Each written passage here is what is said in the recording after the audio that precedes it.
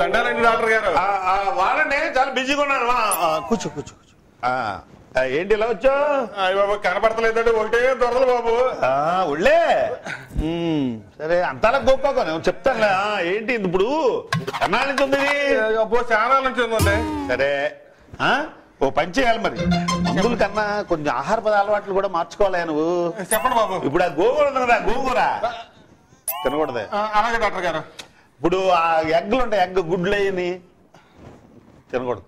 తిన్నాను సార్. ఇప్పుడు దుంపకూరలు ఉంటాయా, కంద పెండలం చామ ఇవన్నీ ఉంటాయి కదా, బంగాళదుంపలు అవన్నీ, అవి కూడా తినకూడదయా? నేను అసలు తిన్నాను సార్.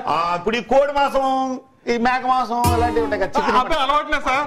అవి వండని వండించి కొంచెం బాగా ఎర్రగా వేపించి కాస్త క్యారేజీలో పెట్టి పంపించు. నువ్వు తినక సుమా.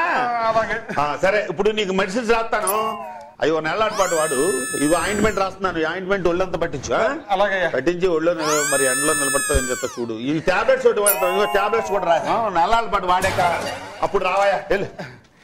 థ్యాంక్స్ డాక్టర్ గారు. ఏం పర్లేదు, ఇదిగో అన్నట్టు మర్చిపోయాను, ఒకసారి రావయ్యా, ఇలా రా, దగ్గరికి రావయ్యా. అక్కడి నుంచి దొరదదో చస్తున్నాను కొంచెం.